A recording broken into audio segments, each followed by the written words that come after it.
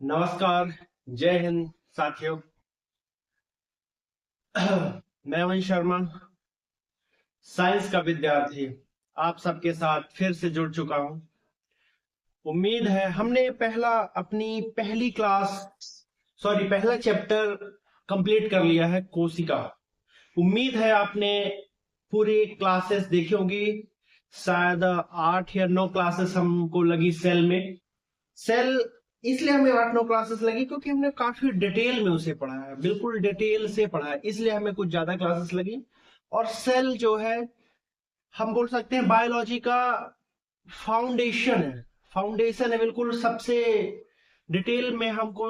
अगर आपने सेल अच्छे से पढ़ लिया तो और सारे चैप्टर आपके लिए काफी आसान हो जाते हैं। सारे चैप्टर अपने लिए अलग है, लेकिन सेल चैप्टर सबसे साइंस का सबसे बड़ा और मेरे हिसाब से सबसे मजेदार चैप्टर है। तो कोशिका हमने पढ़ लिया है। तो आज हम शुरुआत करेंगे एक नए चैप्टर की, जो कि उम्मीद है और मैंने आपने लास्ट क्लास देखी होगी तो उसमें नोट्स शेयर नहीं किए हैं। उसका रीजन ये है कि जब मैंने अपनी 8वीं या 9वीं क्लास मैंने अपलोड की थी तो उसमें मैंने नोट्स अपलोड किए थे साथ में। तो उसमें बोर्ड कट के, जैसे कि पूरा बोर्ड नहीं कवर हो रहा था, इतने से आ रहा था। आधी से आधी चीजें आ रही थी, आधी चीजें नहीं आ रही थी। आधे नोट्स आ रहे थे, आधे नोट्स नहीं आ रहे थे। इसी कारण से मैंने जो नोट्स हैं उनके लिए उनको मैं शॉर्ट्स से रिलेटेड शॉर्ट्स में डालता हूँ। और बिल्कुल बकायदे उसमें सब सारे में पॉइंट आउट है, नोट है, टाइटल लिखे हुए हैं। तो आप इधर पहले आप अपना क्लास लेकर आप क्लियर कीजिए। उसके बाद आप चाहें तो वो जाके नोट शॉर्ट सिर्फ मुश्किल से 12 14 सेकंड का है। उसमें आप स्टॉप कर करके स्क्रीनशॉट भी चाहे तो ले सकते हैं। तो इस तरह का हमने सोचा है। और आगे अगर आप लोग बोलेंगे कि टेलीग्राम, तो हम टेलीग्राम पे भी नोट्स शेयर करना चालू कर देंगे, क्योंकि अभी हमारी फैमिली ज्यादा बड़ी नहीं है। तो टेलीग्राम हमने नहीं बनाया है। लेकिन जैसे ही हमारी फैमिली 1K क्रॉस होगी तो हम टेलीग्राम चैनल भी बनाएंगे और उसमें नोट्स प्रोवाइड करेंगे। और मैं सोच रहा हूँ कि बायोलॉजी के पैरेलल मैं फिजिक्स की क्लासेस चालू कर दूं। फिजिक्स की जैसे कि एक मॉर्निंग पे बायोलॉजी क्लास डाल देते हैं और इवनिंग पे फिजिक्स की। तो जैसा भी हो तो आप कमेंट कीजिएगा, मुझे उम्मीद है। तो चलिए आज स्टार्ट करते हैं ऊतक ऊतक चैप्टर की।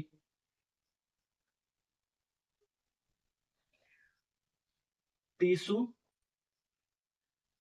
ऊतक एंड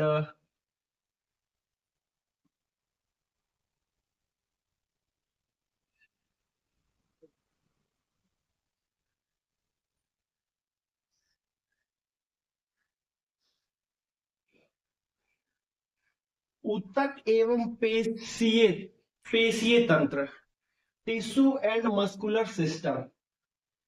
तो जैसे कि कोशिका, हमने कोशिकाओं के समूह को ऊतक बोलते हैं, ऊतक के समूह को अंग बोलते हैं, अंगों के समूह को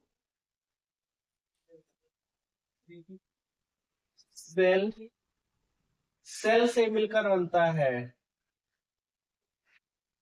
टीशू टीशू से मिलकर बनता है। ऑर्गन ऑर्गन से मिलकर बनता है बॉडी। हमने ये पढ़ लिया था, सेल हमने कंप्लीट कर लिया है। उसके बाद सेल से मिलकर टिश्यू बनता है, टिश्यू से मिलकर ऑर्गन बनता है, ऑर्गन से मिलकर बॉडी बनती है। तो चलिए शुरुआत करते हैं टिश्यू चैप्टर की। तो जो स्टडी ऑफ टिश्यू होती है,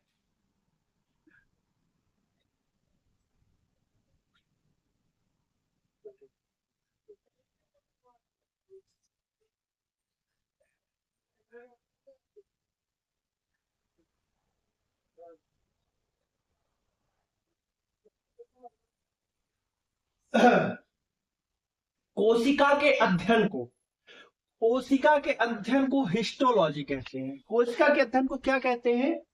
हिस्टोलॉजी। जी हाँ, कोशिका के अध्ययन को हिस्टोलॉजी, कोशिका के अध्ययन को हिस्टोलॉजी कहते हैं। और और इसका सबसे पहला प्रयोग, इस शब्द का सबसे पहले प्रयोग विचट ने किया था। किसने किया था?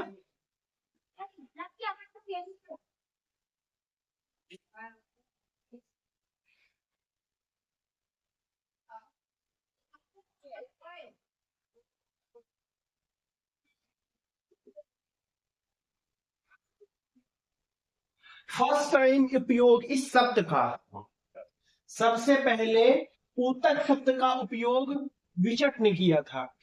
तो स्टडी ऑफ टिश्यू को क्या कहेंगे? हिस्टोलॉजी। और अगर मैं आपसे पूछूं कि सबसे पहले इसका प्रयोग, टिश्यू शब्द का उपयोग किसने किया था, तो उसको किया था विचट ने, विचट ने। और और इसके फादर ऑफ,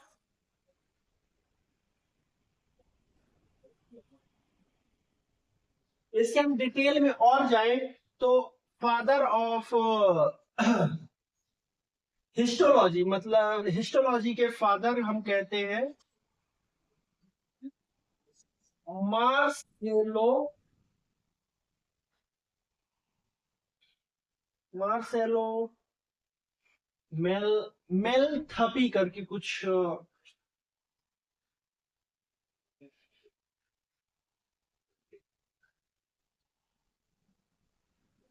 मार्सेलो मेलपथी,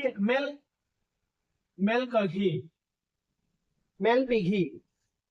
तो study of tissue, histology, father of tissue मतलब हिस्टोलॉजी, मार्सेलो मेल। और सबसे प्रथम प्रयोग किया था किसने? विचट ने। तो ये एक बेसिक चीजें हैं जो कि नोट्स में शेयर करूंगा, तो उसमें बहुत ही डिटेल में लिखा है। अब हम बात करते हैं बिल्कुल अच्छे से कि ऊतकों के प्रकार, टाइप, टाइप।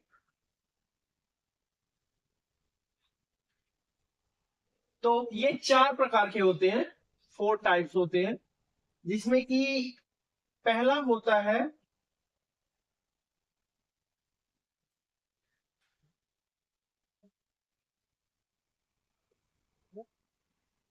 पेशीय ऊतक,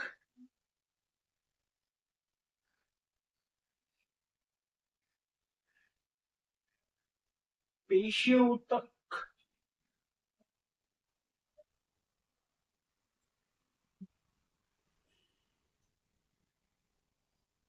तंत्रिका ऊतक,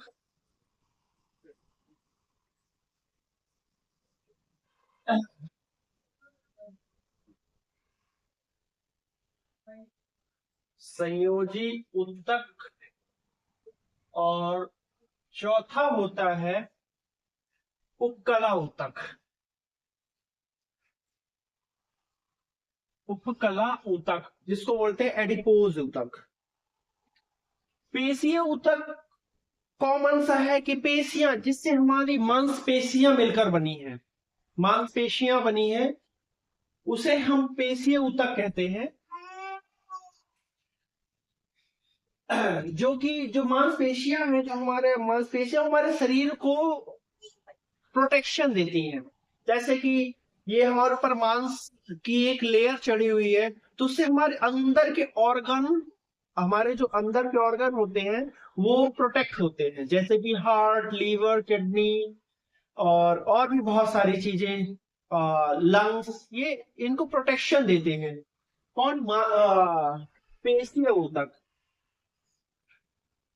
जो ये पेशीय, पेशीय मतलब हम इसको कहते हैं मस्कुलर, मस्कुलर सिस्टम, इसको हम मस्कुलर टिश्यू का एक चैप्टर है, उसमें हम इसको बिल्कुल डिटेल में पढ़ेंगे।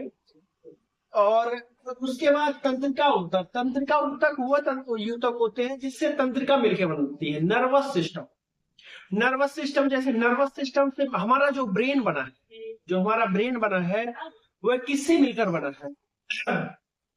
तंत्रिका ऊतक से मिलकर बना है। तंत्रिका ऊतक से मिलकर हमारा ब्रेन बना है। हमारी जो ये वर्टिब्रल कॉलम से जो हमारे नर्वस सिस्टम है, ये भी हमारा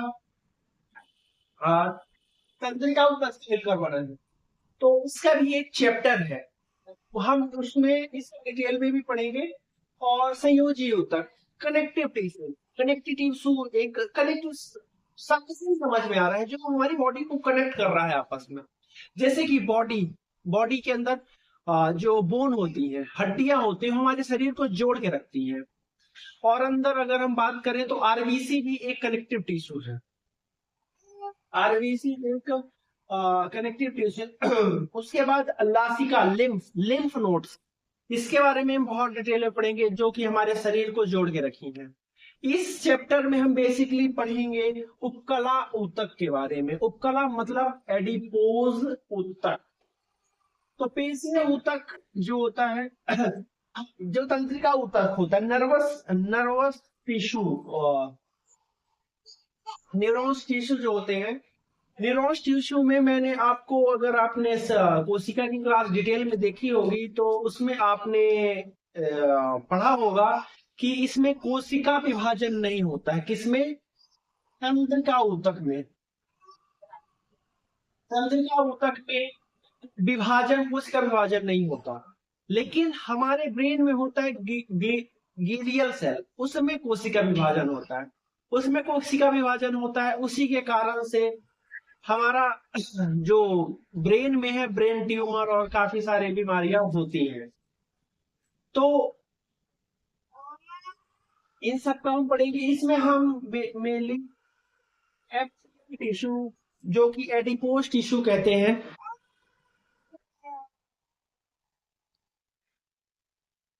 तो उपकला ऊतक, इसमें हम उपकला ऊतक के बारे में पढ़ेंगे और मांसपेशियों के बारे में पढ़ेंगे।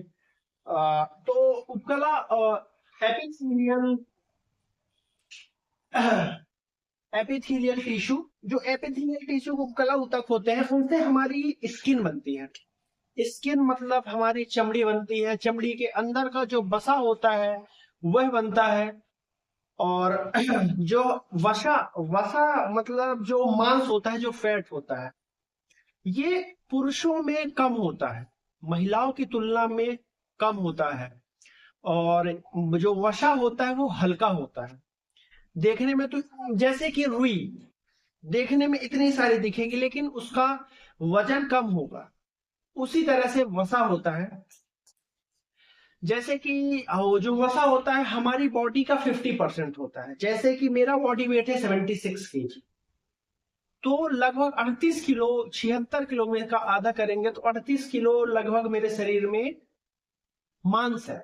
और जो 38 किलो, उसमें सारी चीजें आ जाती हैं, मेरे ऑर्गन आ जाते हैं, मेरे ब्लड आ जाता है, मेरे अंदर का जो भी क्या बोलते हैं, स्केलेटन हो गया, हड्डियां हो गई, ये सारी चीजें 50% होती हैं। और 50% में हमारे शरीर में वसा होता है, हमारी बॉडी वेट का।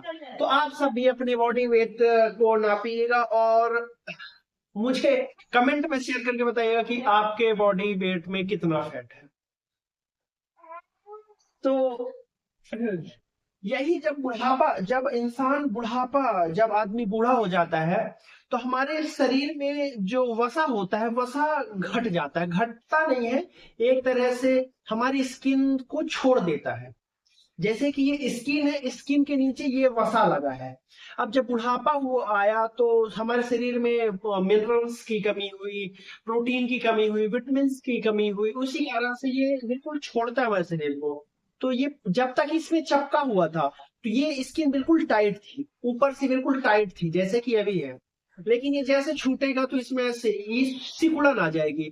मतलब इसी के कारण से, वसा के घटने के कारण से, वसा छोड़ने के कारण से हमारा शरीर में एक समय के बाद, एक एज के बाद झुर्रियां पड़नी चालू हो जाती हैं। तो ये हम पढ़ रहे हैं उपकला ऊतक को। और जो पुरुषों में जो शरीर होता है, जो वसा होता है, वो टाइट होता है। लेकिन वही जो महिलाएं होती है, मैं सारी महिलाओं को नहीं बोलूं, लेकिन ज्यादातर महिलाएं होती हैं, उनके फैट काफी ज्यादा होता है। जैसे कि मैं 78 kg का हूँ, तो मेरा शरीर ये ऐसा दिख रहा है, लेकिन अगर आप सेम 78 kg की महिला मेरे बगल में लाके खड़ी करेंगे, वो मेरे से जस्ट डबल दिखेगी। इसका और कोई रीजन नहीं है, कि सिर्फ रीजन ये है कि फैट फैट जो होता है महिलाओं में पुरुषों की तुलना में ज्यादा होता है। हमारे पुरुषों के शरीर में जो भी वसा होता है वो बिल्कुल, पुरुषों का शरीर गठीला होता है, बिल्कुल मजबूत सा होता है, लेकिन महिलाओं के कमर में हो गया और हाथ में हो गया, इधर हो गया, पेट में हो गया, काफी ज्यादा वसा होता है। ये सब सारी चीजें ज्यादातर आप देखेंगे शहरों में, क्योंकि शहरों में चाइनीज चीजें मिलती हैं, जैसे कि आपका हो गया burger, pizza, Chinese, chow mein, momo, ये सारी चीज। लेकिन गांव पे बिल्कुल अभी भी देसी चीजें चीजें मिलती हैं, उसी को खाता है। ज्यादातर वसा वाली चीजें, मतलब तेली चीजें खाने के कारण ही मनुष्य के अंदर ज्यादा फैट आता है। और अगर हम बात करें, हमने तो इतनी बात कर ली, अगर आ, जो हमारे कितने पेशियां होती हैं मनुष्य के शरीर में, कितने मस्कुलर होते हैं, तो उनकी संख्या कितनी होती है? 6, 3, 9। कितनी होती है? 6। कितनी शरीर में मांसपेशियां? आ,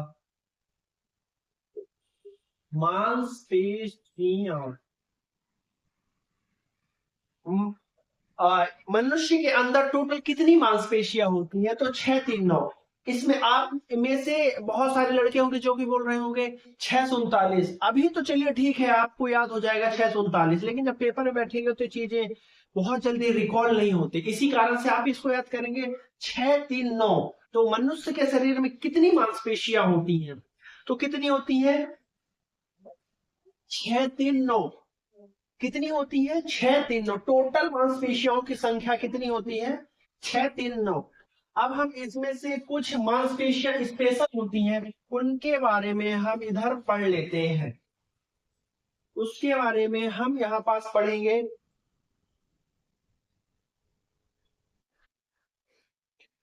तो ये कुछ हड्डियां हैं जो हमारे शरीर की मुख्य हड्डियां हैं, जो कि क्वेश्चन एग्जाम्स में बार बार पूछा गया है।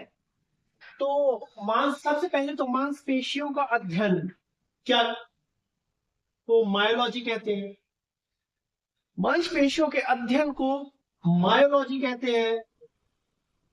हमारे शरीर की सबसे बड़ी जो मांसपेशी होती है, ग्लू ग्लूटिमस मैक्सिमस, जो कि हिप में पाई जाती है, सबसे बड़ी मांसपेशी जो होती है, ग्लूटिमस मैक्सिमस, ग्लूटिमस मैक्सिमस, ग्लूटिमस मैक्सिमम, सबसे बड़ी ग्लूटिमस मैक्सिमस, जो कि हमारे हिप में पाई जाती है। उसके बाद जो सबसे चौड़ी होती है, सबसे चौड़ी मांसपेशी होती है, जो कि हमारे पीठ में पाई जाती है, उसे लेटिमस लेटिस्म लेटि लेटिस्मस डॉर्सी बोलते हैं। तो आप ये सारी चीजें, सबसे सबसे बड़ी मांसपेशी के अगर बोलता है या फिर क्वेश्चन आता है, तो मैक्सिमस याद कीजिए। याद तो पूरा करना है, लेकिन माइंड पे एक मैक्सिमस रहना चाहिए। तो सबसे बड़ी मांसपेशी ग्लूटिमस मैक्सिमस, सबसे चौड़ी लेटिसमस डॉर्सी, जो कि हमारे पीठ में पाई जाती हैं। और जो हमारे शरीर में सबसे ज्यादा मांसपेशियों की संख्या होती है, वो कहाँ पाई जाती है अगर क्वेश्चन आता है, तो 180 होती है, जो कि हमारे बैक में पाई जाती है। बैक मतलब पीठ में पाई जाती है 180 मांसपेशियां। ऐसा तो नहीं है कि एक बार में पूरा मांस लाके शरीर के पीठ में फिर किसी हिस्से में लगा दिया। उसका एक क्रम होता है, एक बिल्कुल बनावट होती है। इसीलिए जैसे कि आपसे मैं बोलूं कि जो क्या बोले, बूचर्स होते हैं, जो कि कसाई होते हैं, उनको उनके पास काटने मांस काटने का एक तरीका होता है। आप कैसे भी नहीं काट सकते उसको। वो एक उसका एक तरीका होता है कि जैसे वो कुछ भी काट रहे हैं, किसी भी पशु को काट रहे हैं तो काटते हैं। अब आपको अगर वो पशु दे दिया गया, मान के चलिए आपको बोल दिया गया बकरा काटो आप, तो आप तो पहली बात उसको आधा काटेंगे, और जब देखेंगे ब्लड फेंकेगा तो आप भाग देंगे, आप क्या, मैं भी। मैं भी भाग ही दूंगा। तो ऐसा, और उनके पास बिल्कुल आइडिया रहता है कि उनको पहले सुपीरियर वेना कावा और इंफीरियर वेना कावा उसको काट देंगे, और उसके बाद फिर जो भी वो जानवर होगा वह खत्म, एक डेड हो जाएगा। और जैसे कि मैं आपको कहूं, बहुत लोग बोलते हैं कि छोड़िए इस टॉपिक को, क्या ही बोले, पढ़ने में आते हैं अपन। तो जो हमारे मांसपेशियों का अध्ययन अध्ययन जो होता है, मायोलॉजी कहते हैं इसको, इसको मायोलॉजी कहते हैं। मायोलॉजी कहते हैं। और जो मांसपेशियों में प्रोटीन पाया जाता है, प्रोटीन, क्या कोई बता सकता है मांसपेशियों में कौन सा प्रोटीन पाया जाता है? तो उसमें मायोशीन नामक प्रोटीन पाया जाता है। कौन सा प्रोटीन पाया जाता है मांसपेशियों में? मायोशीन प्रोटीन पाया जाता है। और इसमें जो कि वर्णक होता है, एक प्रकार से जो जैसे कि ब्लड में एक वर्णक वर्णक होता है हीमोग्लोबिन, जो उसे रंग प्रदान करता है। तो जो हमारी मांसपेशियां होती है वो जो लाल कलर होती हैं, वह वर्णक वर्णक प्रोटीन मायोसिन होता है, और वर्णक होता है मायोग्लोबिन।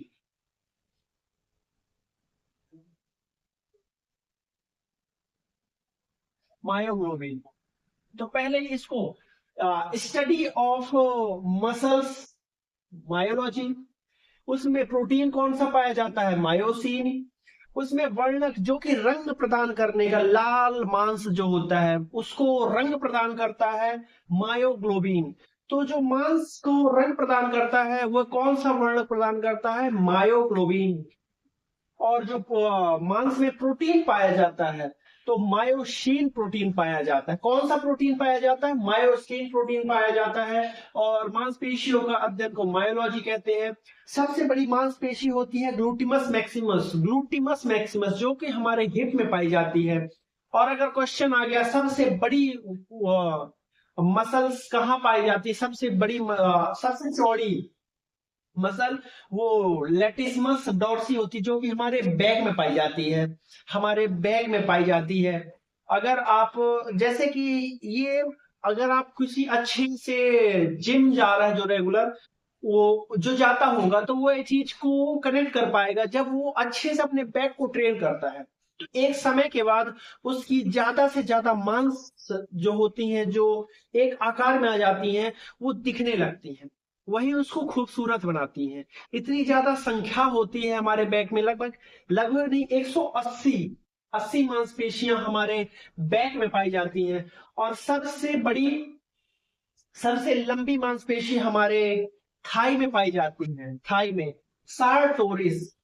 जैसे कि हमारी सबसे बड़ी हड्डी भी होती है, वो फीमर होती है, जो कि जांग की हड्डी होती है। उसी प्रकार सबसे लंबी मांसपेशी सार्टोरिस होती है। जी हाँ, सार्टोरिस होती है, जो कि हमारे थाई में पाई जाती है। और जो सबसे छोटी होती है, स्टेपिडस। कौन सी होती है? स्टेपिडस। लगभग ये 0.6 mm की मसल होती है। मेलियस इनकस स्टेप्स, ये एक हड्डी होती है, स्टेपिटस होता है इस हड्डी का नाम, मसल का नाम, जो कि कान में पाई जाती है। हमारे शरीर की सबसे छोटी हड्डी भी स्टेप्स होती है, जो कि कान में पाई जाती है। नेक्स्ट चैप्टर हमारा की जो कि है कंकाल तंत्र, स्केलेटन सिस्टम, उसमें हम इसको बहुत अच्छे से पढ़ेंगे। ये तो मैंने हड्डी का जो बोन होता है, bone size of smallest,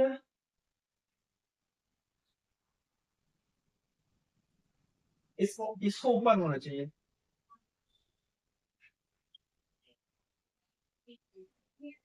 smallest bone size, जो कि हमारे कान में पाई जाती है, वो उस हड्डी को बोलते हैं स्टेप्स। लेकिन ये जो मसल्स होती है, सबसे छोटी मसल्स होती हैं, वो स्टेपिटस होती हैं, जो कि हमारे कान में पाए जाती है।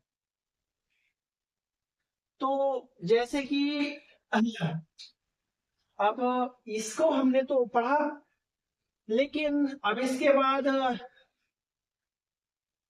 आते हैं मांसपेशियों के प्रकार।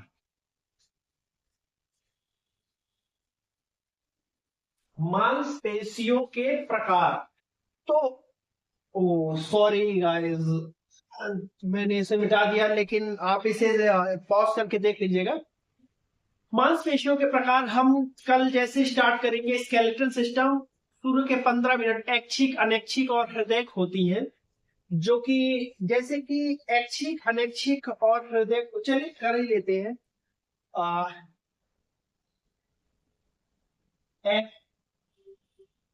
ऐच्छिक 1,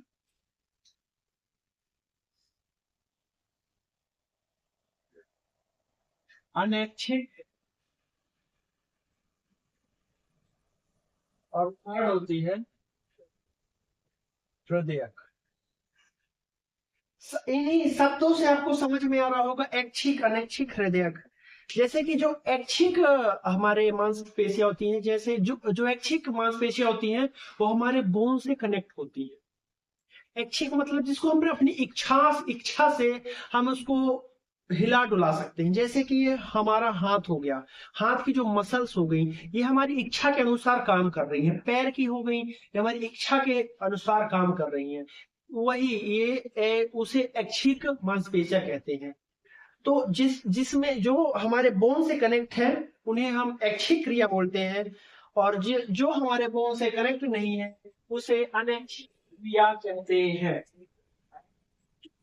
तो जो ऐच्छिक क्रिया होती है और अनैच्छिक क्रिया होती है, तो ऐच्छिक क्रिया वो होती है जिससे जो बोन से कनेक्ट होती हैं, जो हमारे हमारे इच्छा के अनुसार अपने आप को हिला डुला सके, वो ऐच्छिक होती हैं। और अनैच्छिक जो हमारे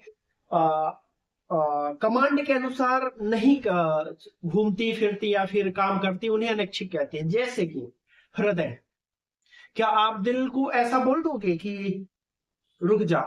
ये आपके कमांड में नहीं है, ये इसको आप कमांड नहीं कर सकते हो। क्या आप लीवर को बोल सकते हो कि सांस मत लो? एक टाइम तक आप अपनी इच्छा से रोक सकते हैं, लेकिन एक टाइम के बाद आपको सांस की जरूरत पड़ेगी ही पड़ेगी। किडनी, क्या आप उसको बोल सकते हो कि आप ब्लड को प्यूरिफाई नहीं करो? नहीं बोल सकते। लीवर, नाक, कान, ये सब अनैच्छिक मांसपेशियां हो जाती है।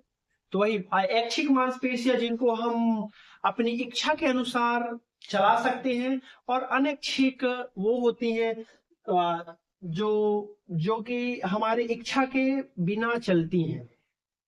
जैसे कि मैंने एग्जांपल दिया। और तीसरा हृदयक। हृदयक भी एक अनैच्छिक हृदयक भी एक अनैच्छिक प्रकार की ही मांसपेशी है। हृदय भी हमारी इच्छा के अनुसार नहीं चलता है। ऐसे ही, तो उम्मीद है आपको समझ में आया होगा। कल जब हम आएंगे आएंगे तो ये जो कि मस्कुलर सिस्टम के बारे में बहुत ही इंपॉर्टेंट फैक्ट्स शुरू के 15 से 20 मिनट में देखेंगे। उसके बाद हम कल स्टार्ट करेंगे स्केलेटन सिस्टम। तब तक के लिए जय हिंद, जय भारत। अगर आपको वीडियो सही लगा हो तो आप उसे लाइक कर सकते हैं, और अगर आप आगे भी ऐसी वीडियो देखना चाहते हैं बिना उसके, तो आप